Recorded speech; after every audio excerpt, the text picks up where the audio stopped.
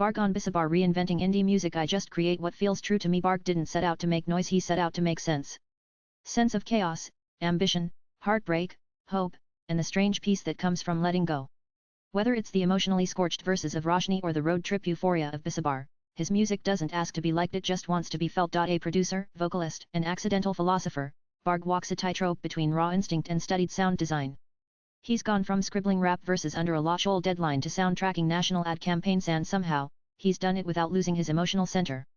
In an industry that rewards volume over vulnerability, he's quietly carving out a lane of his own. In this exclusive interview with NEWS18 Shosha, Bharg reflects on making music in the age of algorithms, creating without compromise, and how sometimes, the most personal songs start with a sleepy loop and a feeling you can't name yet. Nana post shared by Bharg Kale Bargalinan. Here are the excerpts. Besabar feels like a passport to freedom, full of summer energy.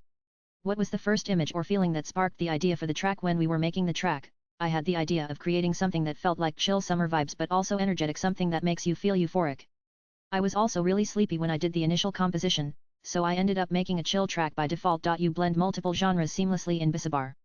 How do you balance experimentation with keeping the track cohesive and catchy? From your earlier work to Besabar, how has your relationship with genre bending changed or matured? When we were making the track, I had the idea of creating something that felt like chill summer vibes but also energetic, something that makes you feel euphoric.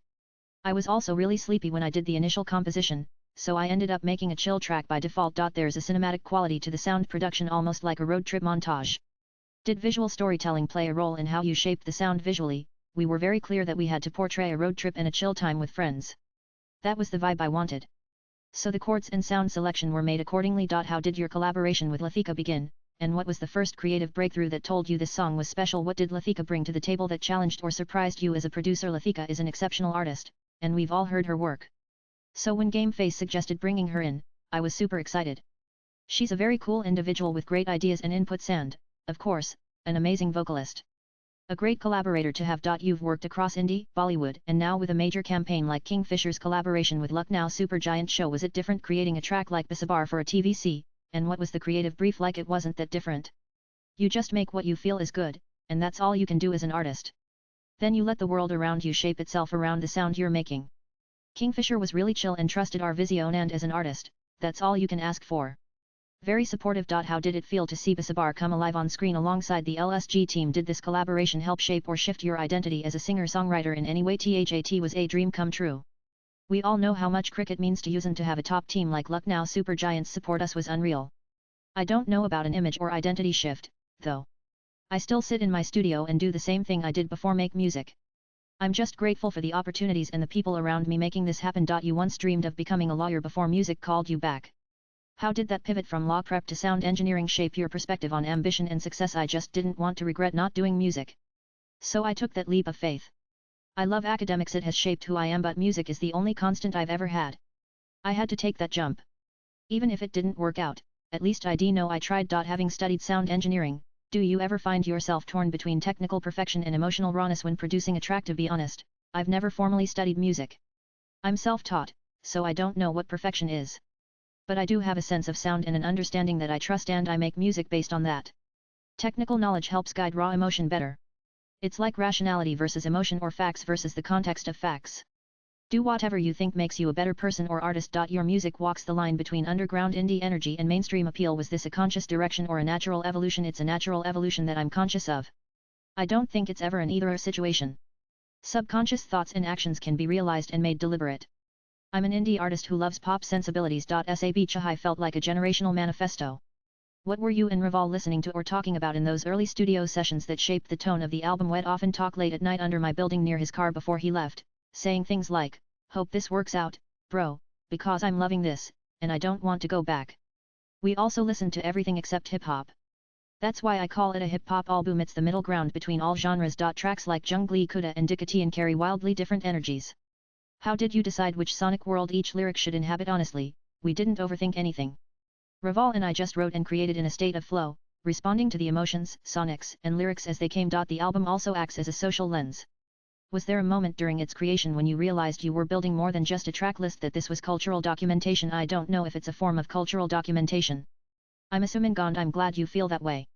We just said what we wanted to and felt like saying. What it is or isn't is something for others to decide. Nikama had a kind of playful rebellion to it. What was going through your head emotionally when you wrote Roshni? Was it catharsis, hope, or something else? Nikama as an album was all about existentialism. It touches on the existential challenges I face daily with myself and my surroundings. Roshni is a moment in that journey where I'm searching for some lightsome sense of direction to move forward in life. You've spoken about changing your sound every project. How do you keep your creative compass sharp without feeling like you're abandoning your previous selves? I just make what I love. Most of the time, I'm not afraid to be myself in the songs I create.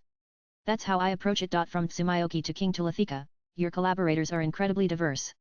What's your litmus test when deciding whether to build a track with someone? I think collaboration should be based on mutual respect.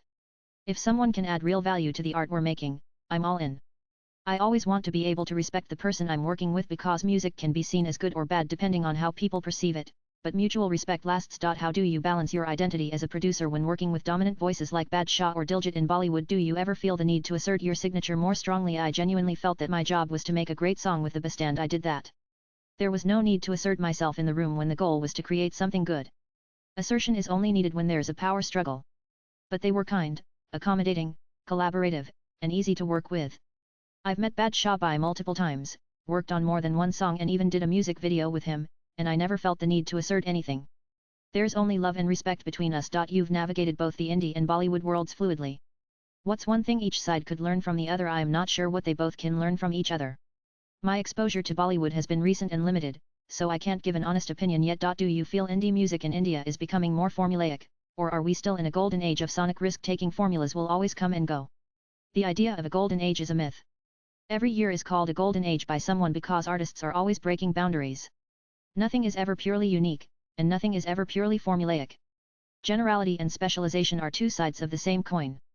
The real question is, what do you prefer? There's no good or bad. Streaming platforms have played a massive role in your rise. How do you see algorithms shaping or misrepresenting the kind of music that gets heard? I don't know how algorithms have shaped my life or career. But the introduction of streaming platforms and the internet revolution in India made YouTube, Spotify, and Apple Music accessible to everyone. It democratized music, and that boom helped all of us as musicians. I'm grateful I was around at a time when I could benefit from this. You've worn many hats: visual designer, marketing intern, sound engineer. Which non-musical skill has surprisingly helped your music career the most? No, I don't miss anonymity. That's the whole reason I put my music out, so others can engage with it. If I wanted anonymity, I'd never have released music publicly or kept my account private. You're known for creating sonic landscapes. What's one everyday sound or texture that recently inspired a beat or loop? Skrillex and Linkin Park. I'm so happy they're releasing new music. They shaped my mindset for future songs, just like they did for my earlier ones. What's next in the pipeline for you? A lot of music is coming, full of experimentation and me trying to find myself through it. Latest blogs.